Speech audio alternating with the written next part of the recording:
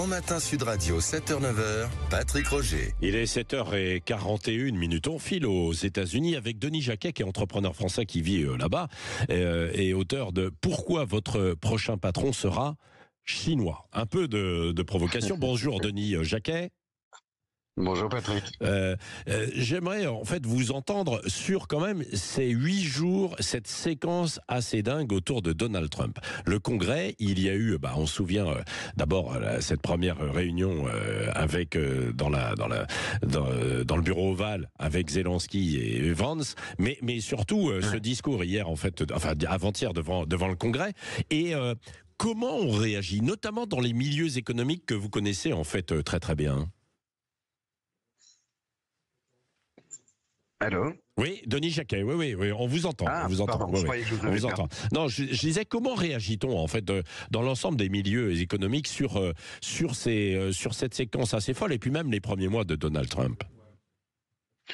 Écoutez, en fait ici, alors on peut le prendre de deux façons. Si on regarde les sondages à l'issue du discours d'hier, qui était vraiment un vrai spectacle. Enfin, moi, personnellement, je me suis vraiment régalé. Pourtant, je n'étais pas vraiment un fan de la première heure de Trump, surtout son premier mandat.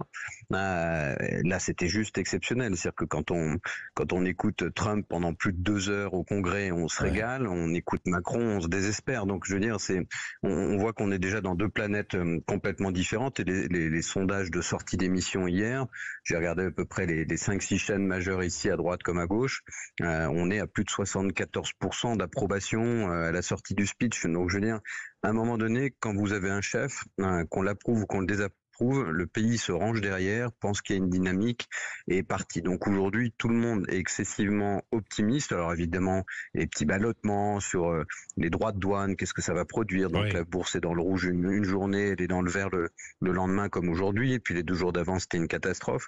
Donc il y a de l'incertitude, donc ça flotte un peu. Mais globalement, à part les plus démocrates des démocrates qui sont dans le déni et qui s'enterrent et qui étaient ridicules hier à jamais applaudir même un gamin de 8 ans qui disait je veux devenir un membre de l'armée. Il y avait quand même des choses que tout le monde, qui étaient suffisamment universelles et que tout le monde pouvait applaudir.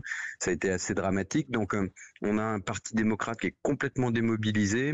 On a un vainqueur qui est extrêmement fort. Et puis finalement, il y a d'un côté, on l'a vu, alors j'ai regardé Macron quelques minutes, voilà, d'un côté il y a la voix de la puissance, de l'autre côté il y a la voix de l'impuissance, il y en a une qui donne la foi et l'autre qui fait pitié. Donc aujourd'hui ici, il faut le voir depuis, c'est souvent commenté depuis l'Europe comme oh oui c'est un clown, il fait des trucs, il y a Elon Musk, c'est n'importe quoi. Non, ici ils sont en train de mettre en place quelque chose qui est en train de marcher, il y a une dynamique qui est en train de s'instaurer.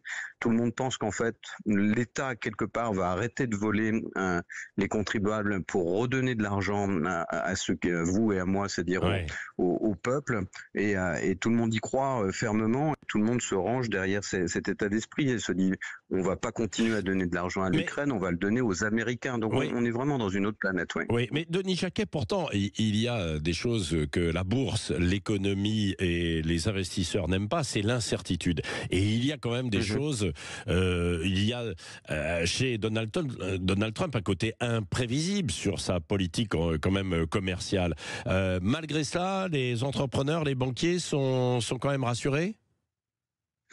Oui, parce que en fait, si à nouveau, et vraiment, c'est loin de moi l'idée toujours de taper sur l'Europe, mais aujourd'hui, les milieux économiques détestent l'incertitude, mais ils détestent les mauvaises certitudes. C'est-à-dire qu'il y a une certitude en Europe, c'est que c'est le déclin total, donc ça les acclame pas vraiment beaucoup. Ici, il y a un ballottement qui va durer encore quelques semaines et quelques mois, le temps que les négociations se fassent sur les droits de douane, parce qu'au final, il n'a pas envie d'augmenter de 25%, donc il veut juste avoir une victoire politique et que le Canada, le Mexique, la Chine cèdent sur 1 ou 2 trucs et après ça sera complètement terminé. Une fois que cette phase sera passée, qui doit d'ailleurs être rapide, brutale et sans concession, c'est le seul moyen de déshabiller pour réhabiller un petit peu le soldat Ryan, tout ira bien. Donc si on regarde les investisseurs aujourd'hui, personne n'a peur d'investir dans les startups. Si on regarde les banques aujourd'hui, elles se retiennent pas particulièrement.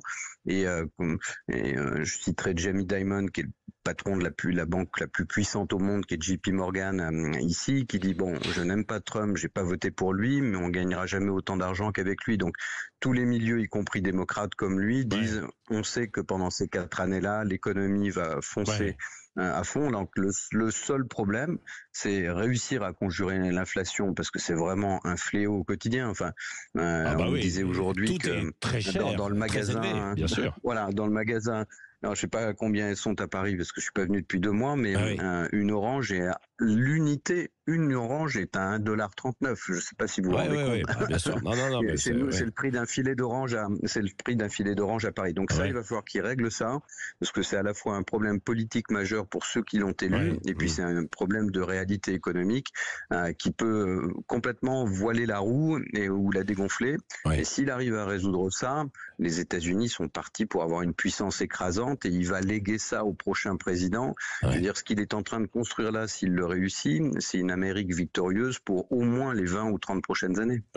Bon, écoutez, on verra. En tout cas, c'est vrai que sur cette guerre commerciale, ce que vous avez dit, c'est-à-dire qu'il pousse ses pions comme il le fait en fait à chaque fois, et qu'il veut revoir les choses. Et je lisais ce matin que du côté de Pékin, où on est assez affaibli, on veut éviter à tout prix l'escalade justement avec les États-Unis, parce que sinon, on ne réussira pas à atteindre l'objectif officiel de croissance, puisqu'il y a une relance qui est attendue de 5%, et on veut absolument s'épargner cette guerre commerciale d'ampleur. Merci pour cet éclairage, parce que c'est intéressant de l'entendre des États-Unis. Bien souvent, on a des commentateurs qui sont d'ici et qui commentent ce qui se passe là-bas, alors que vous êtes en fait de l'intérieur. Merci Denis Jacquet.